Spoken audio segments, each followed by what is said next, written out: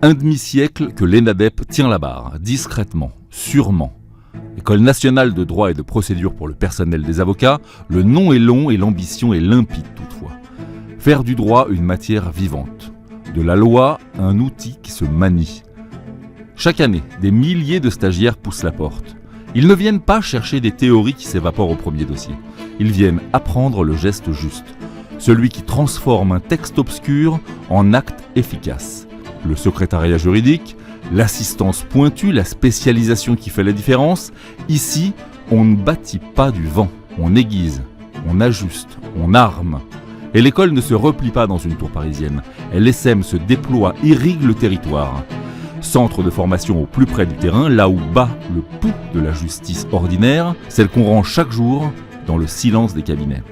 L'ENADEP, là où les compétences cessent d'être des mots et où les parcours prennent racine, rencontre avec Xavier Thérin, son président, pour En Immersion.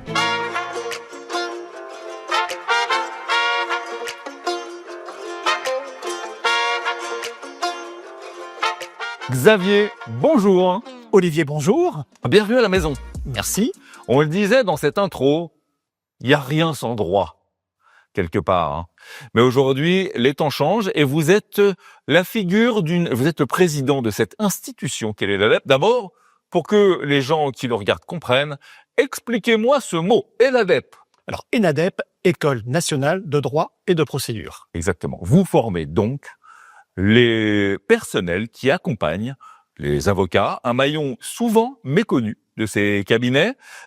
Comment vous résumeriez la mission de l'ENADEP ? C'est l'assistanat, mais c'est plus que de l'assistanat. C'est contribuer aux missions de l'avocat. Ouais. Voilà, c'est principalement ça. Si je devais faire un parallèle avec d'autres professions, les médecins ont leur infirmier. Ok. C'est un peu ça. Alors, on les appelle comment ces métiers ? Il y a quoi, par exemple, les métiers Assistant juridique, attaché juridique, clerc d'avocat. D'accord. Paralegal dans les cabinets anglo-saxons. Comment vous avez dit ? Paralegal. Parce que je dis à l'anglo-saxon. Ok. Autrement, paralégal comme paramédical. Ok, j'ai compris. 1962, ça commence à faire un sacré bail. Est-ce que vous pourriez, avec nous, redessiner quelques marqueurs de temps forts de l'institution ? Alors là, j'ai une anti-sèche. Ouais, vous avez bien fait. Parce que 1962, c'est lointain et je n'étais pas à l'ENADEP à l'époque. Donc 62, année création, quelques dates clés parce qu'une frise chronologique. Ouais, ça aurait là, au domaine de la formation, on est toujours en actualisation, donc il y a toujours des nouvelles choses. Mais les dates clés, c'est la création de cycles propres à l'ENADEP, des cycles reconnus par la profession d'avocat. D'accord. Donc ça, c'était 1995. On a commencé à aborder l'alternance avec des partenaires en 2002. D'accord. On a développé, même si ça existait déjà un peu, les formations courtes, c'est-à-dire des formations courtes, une demi-journée jusqu'à 2 jours. Ah, d'accord. Donc ça, c'était en 2008. Et puis, on a créé ce qu'on appelait à l'époque des certificats de qualification professionnelle, donc des formations qui étaient reconnues par la branche. D'accord. Aujourd'hui, ces certificats de qualification professionnelle sont devenus des titres officiellement reconnus. Oui. Bac+2, Bac+3. Absolument, on en parlera effectivement. Voilà. Tout à fait. Voilà, assistant juridique, attaché juridique, juriste. On réfléchit à d'autres créations et ça c'est plutôt les années 2014, 2016, D'accord. 2021. Mais ça n'est pas figé. Ça reste toujours des formations qui sont en évolution. Ça évolue tout le temps. Permanente. Effectivement. Permanente. On en parlera. Au besoin du marché. C'est très large. Voilà, très large. C'est très large. Selon vous, quelle est la singularité, je pèse mes mots sur ce mot, la singularité de l'école, c'est quoi ? C'est sa proximité avec les avocats ? Comment vous l'expliqueriez, cette singularité ? Alors, indéniablement, c'est la proximité et le fait que l'ENADEP a intégré dès le démarrage, de par sa création, par sa genèse, l'écosystème des cabinets d'avocats. Alors l'écosystème, c'est la branche professionnelle des cabinets d'avocats. D'accord. On s'occupe notamment de formation, via des commissions de formation. On est régulièrement sollicité par des organismes type Observatoire des métiers des professions libérales. Okay. Voilà, parce qu'on est une référence sur le marché. D'accord. Donc ça, c'est vraiment une connaissance fine de l'écosystème des professions juridiques en général, d'ailleurs, parce qu'il faut pas enfermer les NADEP. Vous parlez leur langage. Avocats, voilà. Mais ça n'est pas que les cabinets d'avocats, ça peut être également les directions juridiques. Absolument. Alors, effectivement, si on regarde le marché, comment il se présente, le marché des cabinets d'avocats, c'est plus ou moins avocats et personnel non avocat des cabinets d'avocats. C'est à peu près 110 000 personnes. Ah oui, quand même. Il y a les juristes d'entreprise, qui eux représentent à peu près 17 000 personnes, mais à côté d'un juriste d'entreprise, vous avez aussi des assistantes juridiques. Voilà. Là, je n'ai pas de chiffre. Je n'ai pas trouvé. Je sais pas où prendre par des mots. Tiens, on parle de chiffres. Allez, on en redonne un. Alors moi, j'ai lu, mais peut-être que je me trompe pas. Vous formez plus de 1200 stagiaires par an? Alors, on est plutôt à 1500. 1500 stagiaires, que ce soit en formation courte ou en formation longue, des bacs plus 2, plus 3, plus 5. Alors moi, j'aimerais, Xavier, que vous me fassiez, si on peut le faire, la photographie de cet étudiant. Il ressemble à quoi? C'est-à-dire, est-ce que c'est une reconversion? Est-ce que c'est un étudiant qui vient se former à l'ENADEP?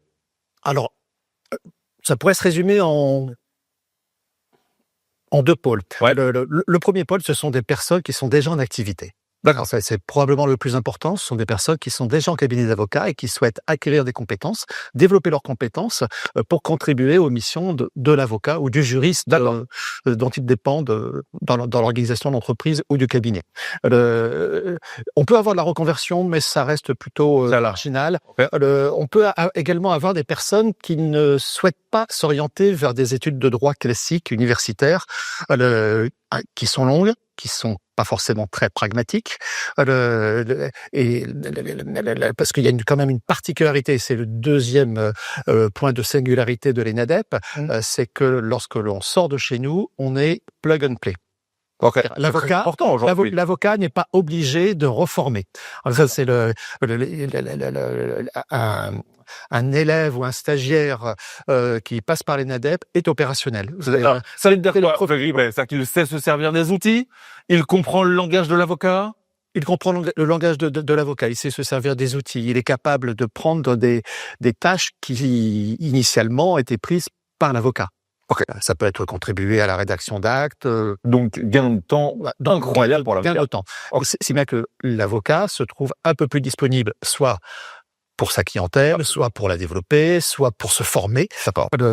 Il peut se former chez nous, d'ailleurs, aussi. Mais en général, il se forme très souvent ailleurs en raison de l'histoire de chaque avocat. Ouais. Mais on fait également des formations pour avocats. Formations courtes. Parce que nous ne sommes pas une école d'avocats. Je comprends bien. On a bien compris. Ce sont les gens qui accompagnent les avocats. Vos formations, on en a parlé tout à l'heure, elles couvrent un spectre très large. Comment vous tenez au fait et à la page de tout ce qui se fait pour pouvoir servir tous ces gens-là? On est en actualisation permanente. Ça, c'est inévitable dans notre domaine. Nos formateurs, qui sont une cinquantaine, je crois. Voilà. Ce sont des avocats. Voilà, ils sont avocats. Donc, ils ont l'obligation de se former. C'est une obligation pour la profession d'avocat. Actualisation au niveau de l'ENADEP. On a une autre singularité que j'ai oubliée avant, mais qui me paraît intéressante. Ouais. C'est qu'on ne met pas simplement en lien des formateurs avec un public. D'accord. On n'est pas une plateforme. Okay.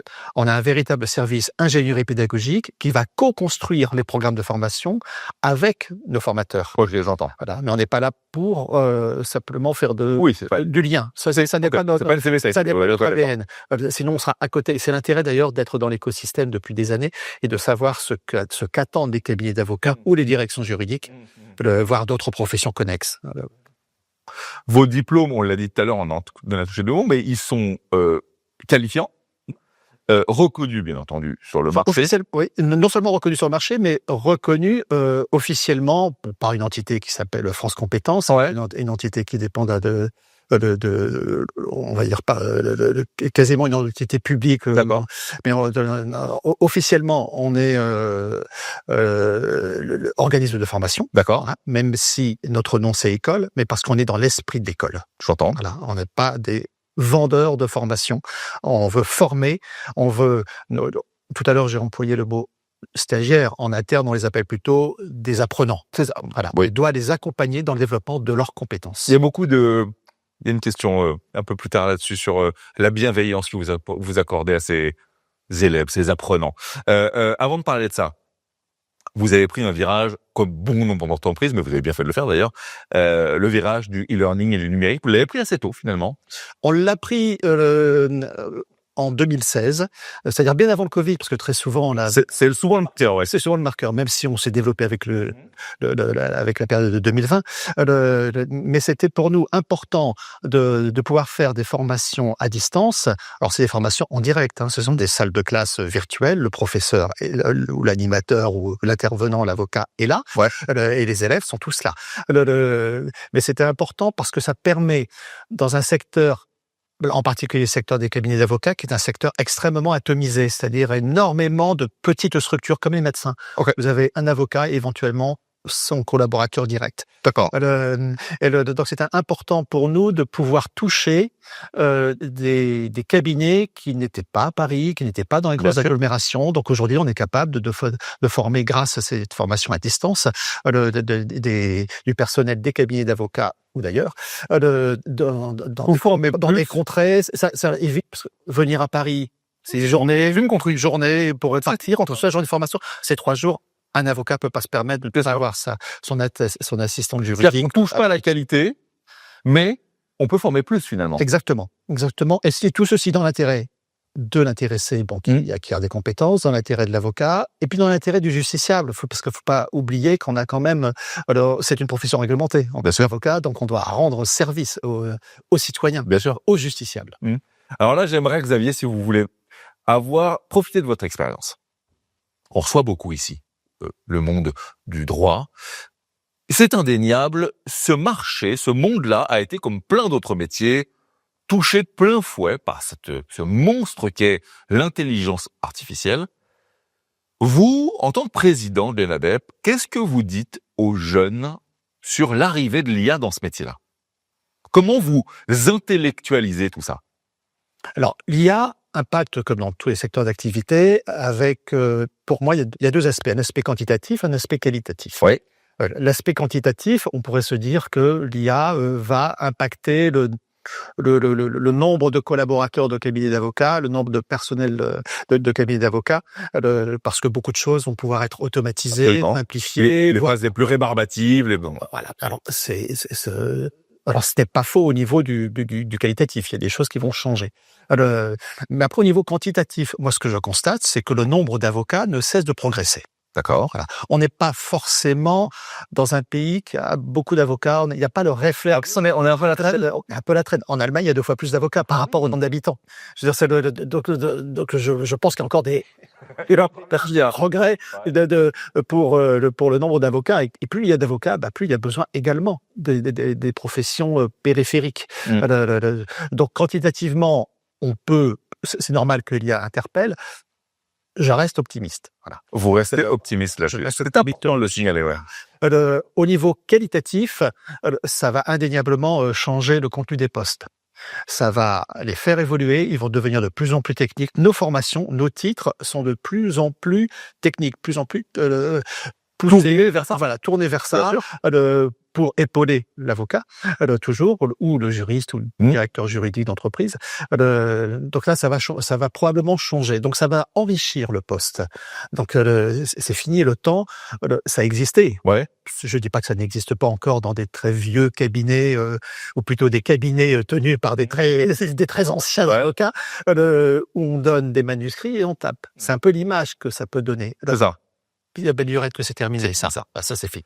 Ces fameux apprenants dont on parlait tout à l'heure, et cette IA, au-delà de leur donner un conseil en leur disant « Attendez, ces professions, elles ont encore de beaux jours devant eux, vous pouvez y aller les yeux fermés. » Mais est-ce que vous les apprenez à s'en servir de ces outils-là, de l'IA?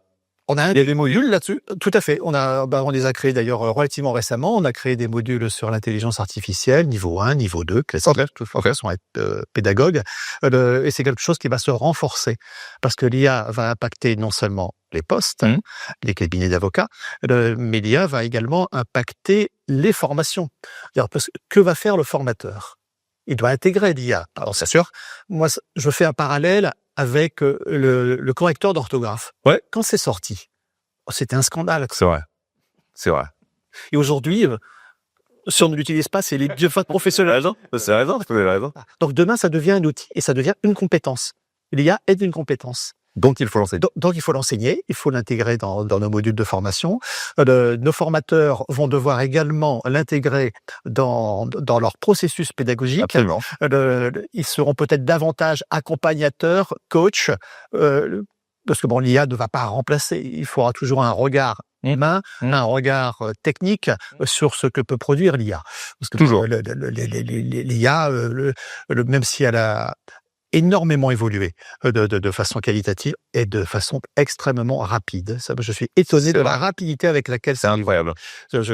Au départ, je pensais on a un gazette. On a pas vigué devant nous. Non, pas du tout. C'est tout de suite. Oui, il faut l'intégrer. Il faut l'intégrer. Voilà. Ouais.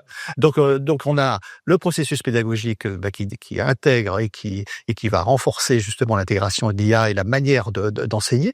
Ça, c'est le premier point. Il y a aussi un deuxième point, en tant qu'école qui délivre des titres reconnus Bac+2, +3, +5, c'est de valider les productions, les travaux de nos élèves. Oui. Comment faire en sorte que l'on ne valide pas sans savoir des travaux qui sortent de l'IA. Ah oui, bien sûr. Or, ce n'est pas nouveau comme problème. Mais c'est un problème qu'il y a tout le monde. L'éducation nationale a ce problème. Exactement. L'éducation nationale a ce problème-là. Ça existait déjà auparavant avec les soutenances de mémoire ou de thèse. On recevait il y a très peu de temps sur ce plateau Luc Ferry, ancien ministre, féru d'IA, qui nous disait qu'aujourd'hui, les professeurs de philosophie corrigeaient des devoirs de très bonne tenue faits par l'IA, qu'on passait l'agrégation par l'IA.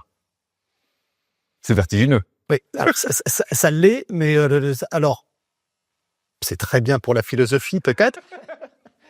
Moi, ce que je vois, c'est que dans le monde juridique, derrière, on a une responsabilité. Bien entendu. Du justiciable vis-à-vis du ministère de la Justice, tout ce que l'on peut faire dans ces métiers.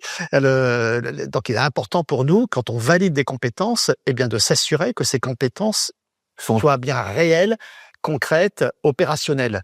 Parce que vous avez raison. Il n'est pas question de valider une production écrite. Alors, on réfléchit d'ailleurs aux différents moyens pour valider ces formations. Oui, de contrôler, oui. Il y en a. J'imagine, oui. Il y en a, mais ça va demander un regard différent sur les productions. C'est fini le temps où on a un mémoire, une soutenance quelconque, et puis on lit ce document et puis on met une note, quoi. Ça, c'est terminé. Ça, c'est terminé. Voilà. Enfin, ça reste toujours, mais voilà, mais ça n'est pas que ça. On parlait tout à l'heure de ce fameux virage de la numérisation, de la digitalisation que vous avez pris, et aujourd'hui, ça vous permet de former plus, toujours avec autant de qualité, mais ça n'enlève pas cette notion d'extrêmement vivant dans ces formations. C'est pour ça que moi, j'avais noté formation vivante, même si elles sont digitalisées quelque part par truc. Comment vous regardez ça? C'est-à-dire que, est-ce que c'est l'ADN de la NADEP que de rester vivant et bienveillant par rapport à ses apprenants? Alors, pour le côté vivant, ça fait partie de l'ADN. Il faut qu'il y ait une forte interactivité. Oui. N'oublions pas que nos élèves, nos stagiaires, nos apprenants sont des personnes qui sont en situation professionnelle. Mmh. Donc il faut que ça leur parle. Ouais. On n'a rien à voir avec un système universitaire où on donne son cours dans un amphi de 700 personnes et puis il n'y a aucun échange avec le professeur. D'accord. Là, il y a vraiment une très forte interactivité. D'accord. On a des groupes de petite taille, on ne dépasse jamais les 20 personnes. Ah oui, d'accord. Jamais. Ok. Je veux dire, à 10 personnes, on lance le produit à 10 voilà, personnes. un produit à 10 personnes. Ça va être agréable. Voilà, donc c'est important pour ça. Donc une attention portée à chacun des participants. Ça fait partie aussi de notre ADN. Le côté bienveillant, on a cette forme de bienveillance parce que nos apprenants ne sont pas tous issus du monde de la formation juridique, ils n'ont pas tous suivi un enseignement juridique. Bien sûr. Voilà. Et pour beaucoup, dans ce métier, on apprend sur le tas. Ce sont des formations de divers horizons. Ouais. Initialement, c'était très souvent des formations de secrétariat classique. Ah oui, d'accord, ok. Et les avocats recrutaient historiquement donc des secrétaires, puis ensuite ils les formaient eux-mêmes. D'accord. Voilà, et c'est comme cela. La base, c'est le secrétariat, et puis après, on verticalise sur notre métier. Exactement. Okay. Et c'est comme cela d'ailleurs que l'ENADEP a été créé en 1962, parce que ça ne suffit pas. Je sais pas, les prises de rendez-vous, etc. Bon, maintenant, l'avocat est complètement autonome, il est aussi digitalisé. Bien sûr. Donc, c'est une profession qui est allée vite sur cette digitalisation également, l'avocat. Les outils. Elle va relativement vite. Alors, ça va peut-être dépendre des structures. Une structure plus importante vont plus vite. Une structure de petite taille, c'est peut-être un peu plus compliqué. Parce qu'il faut avoir la disponibilité, il faut avoir des effectifs, il y a toujours d'abord le sens du service lié à notre métier. On sert d'abord le justiciable, notre client. Donc, c'est la priorité. Donc, pendant qu'on s'occupe du client, on s'occupe pas forcément de technologie. Donc, mais ça évolue énormément et on est aidé assez fortement par la profession. Alors, on parle depuis tout à l'heure de cette institution qui est l'ENADEP. Mais quelques mots quand même sur vous, cher Xavier. C'est-à-dire que, qu'est-ce qui fait qu'aujourd'hui, vous êtes assis derrière ce fauteuil de président de l'ENADEP? Quel était votre parcours? Alors moi, j'ai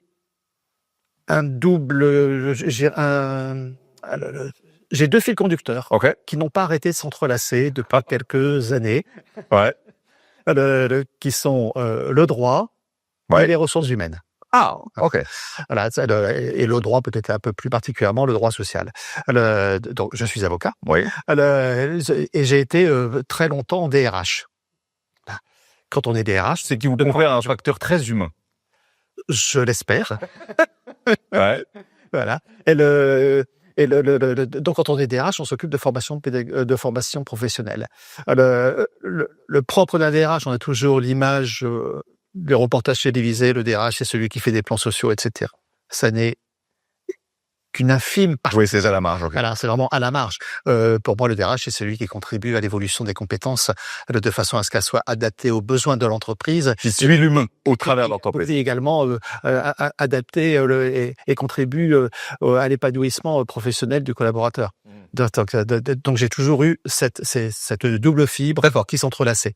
Donc c'est assez naturellement que la présidence de l'ENADEP... Vous êtes tombé dessus. On est un peu tombé dessus, c'est vrai. Est-ce qu'il y a eu un moment peut-être un peu plus charnière dans votre carrière, qui a compté en tout cas pour vous? Probablement, je dirais même pas probablement, assurément, lorsque je suis venu DRH de très grosses structures de cabinets d'avocats. Ah oui, d'accord. Des cabinets de 500 personnes, donc qui ont... Qu'est-ce que ça change? Là, je me suis retrouvé dans l'écosystème. Donc ça, c'était un virage, puisqu'à partir du moment où on est dans un secteur où, et en particulier lorsqu'on se retrouve au DRH de structures de renom, pour ceux qui connaissent les cabinets d'avocats, ça reste un marché quand même un peu étroit. Forcément, il y a une interaction, tout le monde se connaît.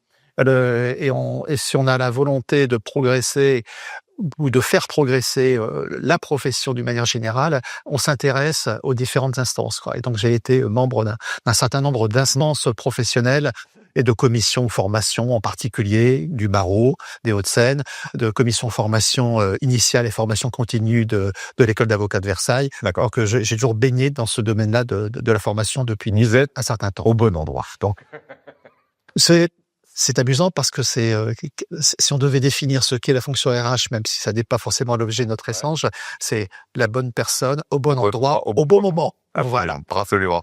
Xavier, j'aimerais, alors pour le coup, on arrive au terme de cet entretien, profiter encore une fois de votre expérience. Comment vous voyez arriver les choses pour dans 10 ans? ENADEP, vous? Alors, l'IA je reviens un peu sur l'IA. Oui, parce qu'on est obligé d'en parler. Oui, c'est ça, parce que l'IA dans 5 ans ou dans 10 ans ne sera pas au niveau de celui que l'on connaît aujourd'hui. Ça, c'est sûr. Donc ça déjà, dans 15 jours, ça sera différent. Donc ça va impacter, ça va changer forcément les tendances en matière de formation. On risque d'avoir probablement des domaines juridiques qui vont se développer. Je pense en particulier au domaine de l'environnement, qui est déjà en voie d'expansion. Mais je pense qu'il va davantage se développer. D'accord. L'IA pourrait, si ça n'est pas déjà le cas dans certains pays, pourrait contribuer à créer un droit de l'IA. En termes d'éthique, en termes d'organisation, en termes de transparence. Je crois d'ailleurs que l'ordre est en train de travailler sur ces sujets. Ça aurait complètement du sens. Parce que qu'est-ce qu'on achète finalement quand on va voir un avocat au-delà du du contentieux, enfin de l'appui en contentieux ou du conseil juridique. Aujourd'hui, quand on va voir un avocat, c'était déjà un peu le cas auparavant. Très souvent, le client, c'est déjà renseigné. Ouais. Il a fait des recherches sur Internet. C'est vrai. Bon. Après, mais ça reste confus, parce que sur Internet, il y a beaucoup de choses qui sont... Il y a tout et n'importe quoi aussi. Tout et n'importe quoi, surtout les forums, faut surtout pas y aller. C'est Maintenant, il va voir l'intelligence artificielle. Il va poser la question sur l'intelligence artificielle. C'est bien que lorsque l'on reçoit un client, et ça peut être tant en tant qu'avocat, qu'en tant que personnel de cabinet d'avocat, la première démarche, c'est d'expliquer au client que ce qu'il a vu, c'est peut-être pas adapté à sa situation, que ce qu'il a compris de l'IA, n'est peut-être pas tout à fait juste. L'humain au fur et à mesure. C'est-à-dire qu'on est obligé d'expliquer. Ce temps-là n'existait quasiment pas auparavant. On était le sachant. Et on va nous voir parce qu'on savait. C'est vrai. Maintenant, on a des clients qui sont soit sachants, soit qui s'imaginent être des sachants. Voilà. Donc ça peut impacter. Ça changera. Merci, cher Xavier Thérin, d'avoir partagé ce moment avec nous. Merci, Olivier. De nous avoir fait voyager dans les années de l'ENADEP. On va la suivre depuis où on est. Vous qui l'ont regardé, en bas de cette vidéo, on va vous mettre toutes les coordonnées pour pouvoir consulter parce que ça peut créer des vocations également. Eh bien, nous accueillerons avec grand plaisir ces vocations. Merci, cher Xavier. Vous qui nous regardez, on se retrouve très bientôt pour un nouveau numéro dans l'immersion, chez vous, au plus près de votre savoir. D'ici là, écoutez, tâchez d'être heureux parce que le reste suit toujours. Bye bye.